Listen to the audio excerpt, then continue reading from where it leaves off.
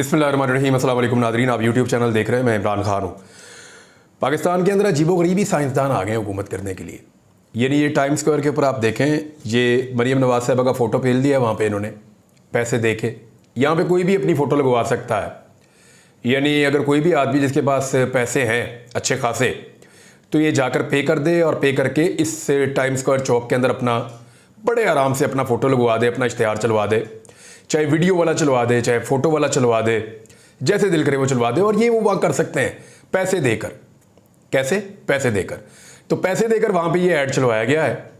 और यानी मुझे समझ नहीं आ रही कि पंजाब में कोई आईटी का काम हो रहा है और उसकी प्रमोशन अमेरिका में हो रही है। ये क्या चल रहा है? किसको क्या साबित करना चाहते हैं? सिर्फ मरीम नवाज को खुश करने के लिए वहाँ उनका फेस लगाया गया, उनका चेहरा लगाया गया। ये टाइम स्क्वायर के ऊपर आपके झंडे गाड़ दिए जी हमने, उसकी फ़ोटो बना के ला के यहाँ पे सोशल मीडिया पे डाल दी गई कि ना बड़ा काम किया है। यानी मुझे कोई एतराज़ नहीं होता अगर ये अच्छा काम कर रहे होते। देखें होता क्या है, ये काम तब आप करते जब आप आईटी के शोबे में पाकिस्तान को आगे ले जाने के लिए उसकी मार्केटिंग करते। मैं आपको बता देता हूँ, आप जब कोई प्रोडक्ट बना रहे होते हैं ना, फिर आप उसको बेचने के लिए मार्केटिंग करते हैं। पहला काम आपका मार्केटिंग नहीं होता।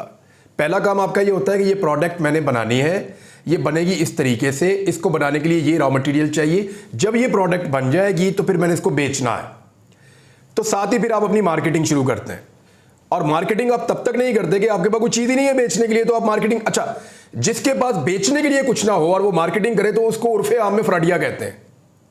कि नवाज शरीफ ने बड़ी मजे की बात की थी, मुझे वो याद आ गई कि पल्ले नहीं तेला ते कर दी मेला मेला। ये मियाँ नवाज शरीफ साहब ने कहा था, लगता है इन्हीं हरकतों के लिए कहा था। और उनके घर से ही उनको ये सोच मिली थी कि पल्ले नहीं तेला ते कर दी मेला मेला। अब ये देखें ना, आप टाइम स्क्वायर के ऊपर इन्होंने लगा दिया इश्तिहार कि जनाब हमें आईटी के अंदर हम चाह रहे हैं कि पाकिस्तान आगे जाए, पंजाब आगे जाए, लिहाजा आप आ जाएं और पाकिस्तान में इन्वेस्ट करें। या पाकिस्तान में आप, इसमें इन्वेस्टमेंट का मतलब यह है कि आप पाकिस्तान को काम दें और पाकिस्तान के जो फ्रीलांसर्स हैं या कंपनीज हैं वो आपको आईटी जो मसनूआत है वो बनाकर आपको देंगी। नॉर्मली हम सॉफ्टवेयर बनाते हैं, वेब डिज़ाइनिंग करते हैं, एप्लीकेशंस बनाते हैं। हमारे यहाँ पे लेबर बहुत सस्ती है, नौकरियाँ हैं नहीं, बच्चे बड़े एक्सपर्ट हैं, बड़ी तेज़ी से टैलेंटेड हैं, जल्दी सीखते हैं कंप्यूटर को। तो जो बच्चे सीख लेते हैं फिर छोटी छोटी कंपनीज बनती हैं, वो यहाँ पे आईटी का काम करते हैं। फ्रीलांसर्स हैं वो भी आईटी का काम करते हैं। बच्चे अपने घर में बैठ के बच्चे बच्चियाँ काम करते हैं, लड़के लड़कियाँ नौजवान बड़ी उम्र के लोग। ये जो लोग आईटी को जानते हैं वो अपने घरों में बैठकर उन्होंने सेटअप लगाए हुए हैं और वहाँ पे वो पूरी दुनिया से काम लेते हैं। काम देने वाली मदर कंपनीज होती हैं, बड़ी बड़ी कंपनीज हैं जो पूरी दुनिया में है, जो जिनके पास आईटी के बहुत ज़्यादा ऑर्डर आते हैं।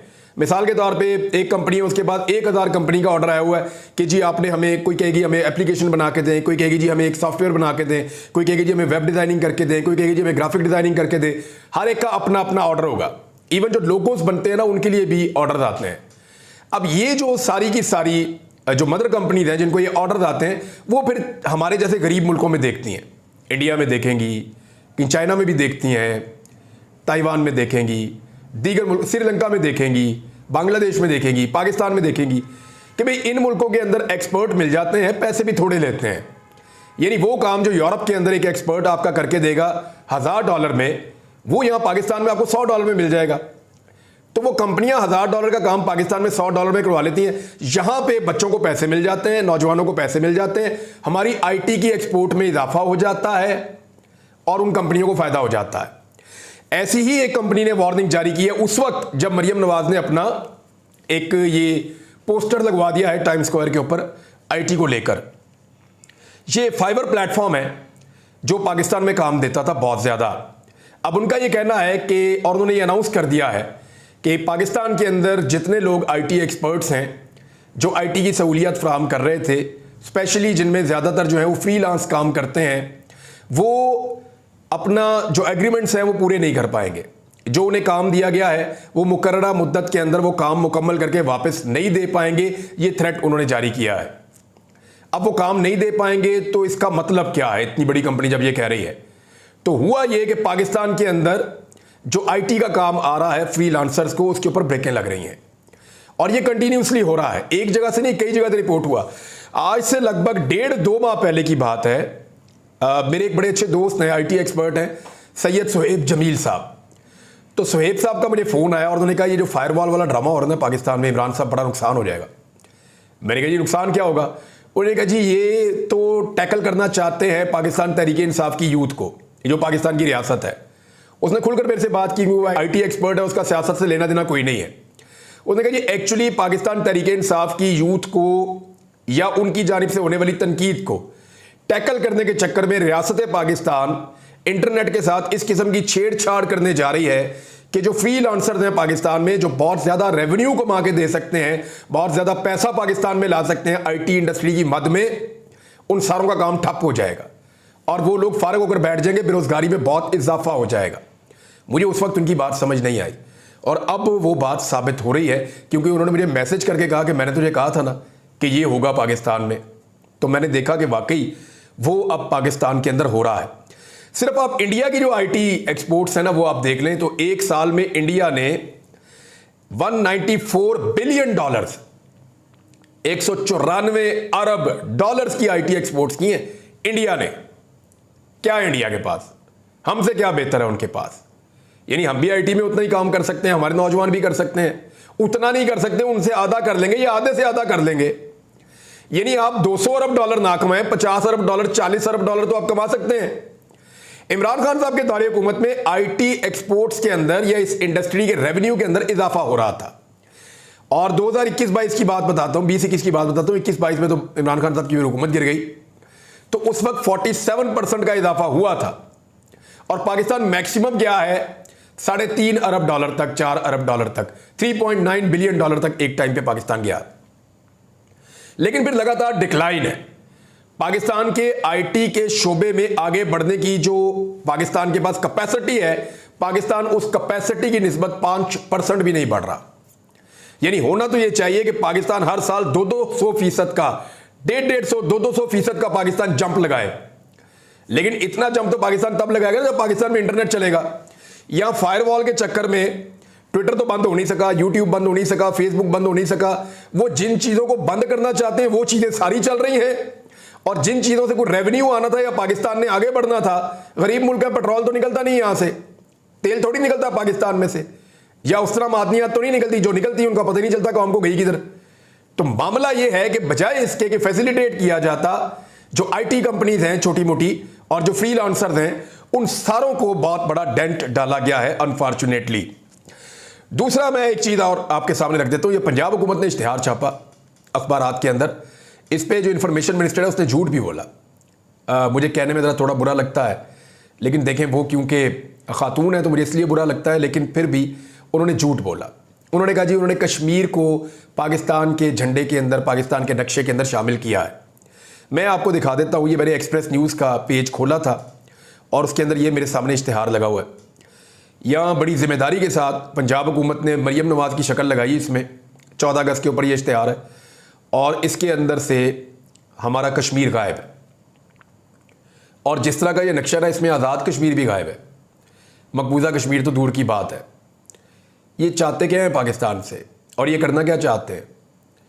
यानी इल्ज़ामात ये दूसरों के ऊपर लगाते हैं, खुद ये कहते हैं हम कश्मीरी हैं, कश्मीर के लिए कहते हैं जी हम जान कुर्बान करेंगे।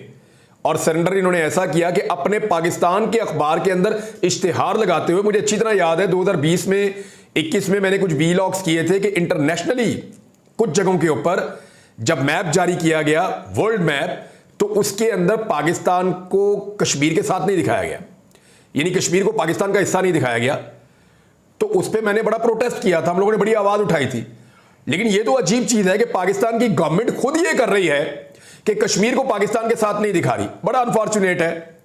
लेकिन फिर एक फोटो लगाई और पंजाब की इंफॉर्मेशन मिनिस्टर ने, जब वो फोटो मैंने देखी तो इतने कॉन्फिडेंस के साथ झूठ बोला उन्होंने कि ये लगा हुआ है कि मैं हैरान रह गया। फिर मैंने खुद पेज खोला, ये मैंने एक्सप्रेस का ई पेपर खोला है, उसके अंदर ये इश्तिहार है, ये मेरे सामने अभी भी मौजूद है और मैं यहां पे देख रहा हूं कि जनाब कश्मीर पाकिस्तान का हिस्सा ही नहीं है। इनकी कोई काम इनका सीधा नहीं है, किसी काम की इनको समझ नहीं है। इनसे टिकटॉक बनवा लो जितने मर्जी, एक टिकटॉक के चक्कर में यानी ये कहां से कहां पहुंच जाते हैं और हर वो काम करने के लिए तैयार हो जाते हैं कि हमारा टिकटॉक बन जाए अच्छा सा, उसका मेडल उतरवा के उसको वापस बनवा दिया टिकटॉक के चक्कर में। हाँ, गाड़ी का नंबर बहुत अच्छा दिया, उसकी हम तारीफ करते हैं, और जो उसको इनाम दिया वो भी अच्छा किया। अब काश वो चेक कैश हो जाए, क्योंकि इससे पहले तो लोगों को वादे किए जाते रहे और पैसे नहीं मिलते रहे। लेकिन अरशद नदीम को जो कौम के पैसे दिए गए हैं उससे कौम खुश है। यानी ये पैसे किसी के बाप की जागीर नहीं है, किसी के बाप का पैसा नहीं है। आप 10 करोड़ दें या 10 अरब दें, आपकी हुकूमत जाली थी, जाली है और जाली ही रहेगी जब तक कि दोबारा इलेक्शन नहीं होंगे या जब तक कि आपकी हुकूमत चली नहीं जाती। जितने मर्जी पैसे दें, जितने मर्जी टिकटॉक बनाएं, जितना मर्जी बारिशों में जाकर खड़े हों, जितना मर्जी शुएब को आवाजें दें, जो मर्जी कर लो, हुकूमत जाली थी, जाली है, जाली रहेगी जब तक कि मैंडेट वापस नहीं हो जाता।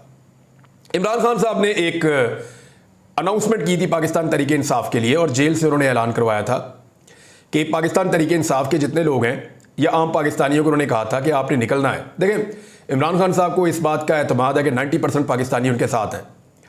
अब मेरे ख्याल में ये भी थोड़ा ज़्यादा है, उनका कॉन्फिडेंस बहुत हाई रहता है इमरान खान साहब का, लेकिन फिर भी मैं ये कहूँगा कि 70-80% पाकिस्तानी तो इमरान खान के साथ है और ये बहुत बड़ी तादाद है, बहुत बड़ी तादाद है, बहुत बड़ी तादाद है। तो इतनी बड़ी तादाद में पाकिस्तानी जिस आदमी के साथ होंगे, ये पाकिस्तान की पहली पॉलिटिकल शख्सियत है इमरान खान साहब। अब मामला ये है, इमरान खान साहब ने कहा था कि एक ही डंडे पे 2 झंडे लेकर आपने निकलने हैं। अली अमीन गंडापुर ने उसके लिए वीडियो भी जारी की थी कि नीचे आपने पीटीआई का और ऊपर आपने पाकिस्तान का झंडा लगाना है और आपने निकल जाना है अपने अपने शहरों में, अपनी अपनी सड़कों पे। तो पंजाब में तो आपको पता है एक मार्शल लॉ लगा हुआ है और वहां पे बाकायदा इसके बारे में एक प्रेस कॉन्फ्रेंस की गई। पुलिस को सख्त तरीन अहकाम जारी किए गए हैं कि लाहौर में पीटीआई का झंडा नजर नहीं आना चाहिए। सड़कों के ऊपर, चौकों के अंदर जगह जगह पुलिस डंडे लेकर खड़ी है। ये जी जश्न आज़ादी मनाया जा रहा पाकिस्तान में। और भाई जो मर्जी को बंदा कपड़े पहने, जो मर्जी को बंदा झंडा लेकर आए, जो मर्जी को बंदा कोई चीज लेकर आए, किसी दुश्मन मुल्क का झंडा तो नहीं लेकर, इंडिया का झंडा थोड़ी है, एक पॉलिटिकल पार्टी का झंडा है। आपको शौक है तो अपना झंडा ले, लेकिन जब अपने झंडे की औकात खत्म हो जाए ना, जब अपने लीडर की औकात खत्म हो जाए तो फिर दूसरे का लीडर और दूसरे का झंडा बुरा लगना शुरू हो जाता है, वो काटना शुरू कर देता है। मैं वजह बताता हूं आपको कैसे। मैंने पाकिस्तान की तारीख में सड़कों पे, चौराहों में, दुकानों में, हर जगह पे जो झंडा बिकता हुआ देखा ना पैसों के साथ, वो पाकिस्तान का है। नंबर 2 कश्मीर का झंडा बिकता है पाकिस्तान में, नंबर 3 फलस्तीन का झंडा बिकता है पाकिस्तान में, और चौथा सिर्फ एक झंडा मैंने बिकता हुआ देखा इस मुल्क में, और वो पाकिस्तान तरीके इंसाफ का है। आज तक मैंने किसी दुकान पे नून लीग का झंडा बिकता हुआ नहीं देखा। गिफ्ट है, ये मुफ्त बांटते हैं, फैक्ट्रियों में छाप के ले आते हैं बहुत सारे और अपनी पार्टी में लोगों को मुफ्त में देते हैं, बांटते हैं कि खुदारा हमारा झंडा उठाकर रखो कम से कम। हर पॉलिटिकल पार्टी, चाहे वो पीपल्स पार्टी है, चाहे वो PMLN है, चाहे वो बाकी पार्टियां हैं, वो अपने झंडे बाकायदा बनवा के कारकुनों में तकसीम करते हैं हर जलसे से पहले। पाकिस्तान तरीके इंसाफ वो वाहिद पॉलिटिकल पार्टी है, वो वाहिद पॉलिटिकल पार्टी है जिसका झंडा फरोख्त होता है बाजारों में। आप सोचिए कि कितना बड़ा फर्क है कि एक झंडा लोग खरीद कर लगाते हैं और एक झंडा मुफ्त मिलता है और लोग नहीं लगाते। कितना फर्क है। यानी पाकिस्तान के झंडे का मार्केट में कीमत के साथ मिलना ये कोई बड़ी बात नहीं है, नॉर्मल बात है। हम सारे पाकिस्तान से प्यार करते हैं, लेकिन पाकिस्तानी पाकिस्तान के झंडे के बाद सबसे ज्यादा झंडा जो खरीदते हैं इस मुल्क में वो पाकिस्तान तरीके इंसाफ का झंडा निकले। आजकल दुकानें लगी हुई हैं हर जगह पे, ब्लैक में बिक रहा है, ब्लैक में। यानी बात जगहों पे जहां पाबंदियां हैं, स्पेशली शहरों के अंदर, वहां मेरे दोस्त बता रहे थे कि सामने पाकिस्तान के झंडे लगाए हुए हैं और झंडे बेच रहे हैं, और अगर किसी ने पाकिस्तान तरीके इंसाफ का झंडा लेना है तो वो कान में बताता है जी तरीके इंसाफ का झंडा भी चाहिए, अच्छा जी पीछे से आपको निकाल के देते हैं। वो जाता है जाके गोदाम में से निकाल के पीटीआई का झंडा देता है। पीटीआई का झंडा ऐसे बिक रहा है, ब्लैक में, ब्लैक में बिक रहा है, जैसे टिकट बिकते थे ब्लैक में। जरदारी साहब बहुत अच्छा जानते हैं, लेकिन देखें आप, बिक रहा है ब्लैक में झंडा, अंदाजा करें आप, और किसी पार्टी का झंडा बिकता नहीं है। तो ये फिर झंडे से नफरत ही होगी। कितनी पुलिस इकट्ठी कर दी, मारो डंडे लोगों को, अगर ये झंडा लेकर आए तो झंडा तो निकलेगा, क्योंकि पब्लिक ने डिसाइड किया हुआ है कि उन्होंने अपने मैंडेट पे डाका बर्दाश्त नहीं करना। It is first time in the history of Pakistan, कभी ऐसा हुआ नहीं था कि एस्टेब्लिशमेंट एक हुकूमत बनाए और लोग उसके बनते ही उसके दुश्मन बन जाए। ऐसा हुआ नहीं था, हमेशा मैंडेट चोरी होता था, लेकिन थोड़ा बहुत। इस मरतबा तो मैंडेट के ऊपर डकैती नहीं पड़ी, बल्कि मैंडेट के ऊपर शब खून मार के डकैती, सारे लफ्ज आप इकट्ठे कर लेना, फस्तागियत वाले वो सारे लफ्ज भी आप डालें फिर भी कम है, जितना खौफनाक इस मरतबा धांधला हुआ है। तो उसके बाद लोग मुतनफ़र हैं और लोगों ने यानी जिद पकड़ लिया निज़ाम के खिलाफ कि ठीक है आप नहीं लेकर आते, हम उसको लेकर आएंगे। मेरे ख्याल में दोनों साइड्स को थोड़ा सा अपने आप को डाउन करना चाहिए, हुकूमत को भी और स्टैब्लिशमेंट को भी, और उन्हें सोचना चाहिए कि क्या मुल्क ऐसे चलेगा। तो मेरे ख्याल में तो ऐसे नहीं चलेगा। जनरल फैज हमीद के कोर्ट मार्शल पे इमरान खान साहब की राय आई है, वो राय मैं आपको जरूर पढ़ के सुना देता हूं ताकि आपको आइडिया हो जाए कि इमरान खान साहब इस पे क्या कह रहे हैं। रावलपिंडी में वकला, रहनुमाओं और इमरान खान साहब की मुलाकात हुई और इन्होंने बताया कि इमरान खान से वकला टीम ने जो मुलाकात की उसमें एक तो जो फवाद चौधरी साहब के भाई हैं और उन्हें अब इमरान खान साहब ने ऑर्डर दे दिया है कि उन्हें भी शामिल किया जाए इमरान खान साहब की लीगल टीम में, फैसल चौधरी साहब को, और वो अब बयानात भी दिया करेंगे इमरान खान साहब की जानिब से। अच्छा, इमरान खान साहब ने आज रात पुरअमन तरीके से निकलने की कॉल दी है और कहा है कि अवाम आज़ादी की खातिर आज घरों से निकले, ये वक्त है मुल्क की खातिर निकलना है। उन्होंने कहा कि नौजवानों की उम्मीद खत्म हो रही है, बांग्लादेश से बुरे हालात पाकिस्तान में हैं, अरबाब इख्तियार होश के नाखून लें, कादी फायद ईसा को अब पीछे हट जाना चाहिए, हमारी 3 नशिस्तें कल छीनी गई हैं। इमरान खान ने कहा कि जनरल फैज हमीद की गिरफ्तारी फौज का अंदरूनी मामला है, पीटीआई का जनरल फैज हमीद की गिरफ्तारी से कोई ताल्लुक नहीं है। यह बात बिल्कुल वादे है कि जनरल फैज हमीद से इनका कोई सियासी ताल्लुक नहीं था। जनरल बाजवा ने नवाज शरीफ से डील करके जनरल फैज को तब्दील किया था। इंतजार पंजूता के मुताबिक बानी पीटीआई ने कहा कि अगर जनरल फैज की गिरफ्तारी का ताल्लुक 9 मई से है और जोड़ा जा रहा है और इनका 9 मई में कोई किरदार है तो यह बहुत अच्छा मौका है कि इसके लिए जुडिशल कमीशन बनाया जाए और 9 मई की सीसीटीवी फुटेजेस सामने लाई जाए। तो यहां पे भी फिर एक दफा के, क्योंकि बहुत सारे लोग बयानियां बना रहे हैं 9 मई के साथ, और जनरल फैज जो है वो कंट्रोल करते थे पीटीआई का सोशल मीडिया। वैसे मैं इनकी ना अक्लमंदी पे हैरान हूं, बेवकूफ़ों की। यानी जनरल फैज हमीद साबिक आईएसआई का चीफ है और वो पीटीआई का सोशल मीडिया हैंडल करता था और उसने सबूत पीटीआई के सेक्रेटेरिएट में रखे हुए थे। यार ये तो फिर आपने इल्ज़ाम इतना बड़ा लगा दिया कि उसकी काबिलियत ही कोई नहीं थी कि आईएसआई का उसको चीफ बनाते। तो मेरे ख्याल में भोंडे इल्ज़ामात लगाने के बजाय थोड़ा सा अक्ल से काम लें। और ये करना क्या चाह रहे हैं, सिर्फ इमरान खान को गिराने के चक्कर में हर चीज़ को गिराते जा रहे हैं। अब इमरान खान साहब ने फिर ऑफर किया, ठीक है जी ये भी अगर शामिल है तो आप करवाएं इसके ऊपर जुडिशल इंक्वायरी। तो जुडिशल इंक्वायरी तो मुझे नहीं लगता कि होगी। फजल रहमान साहब ने भी स्टेटमेंट दिया है और मरियम नवाज साहब ने एक और बात की, मैं सिर्फ आपको जाते जाते 1-2 जुमले उस पर बोल दूं। उन्होंने कहा कि हज़रत उमर फारूक रज़ी अल्लाह अन्हु की उन्होंने मिसाल दी कि मैं वैसी हुक्मरानी करती हूँ, उस मॉडल के तहत करती हूँ। तो मामला यह है कि उन्होंने अपने कुर्ते का हिसाब दिया था और मरियम नवाज का जुमला आज भी हमारे कानों में गूंजता है।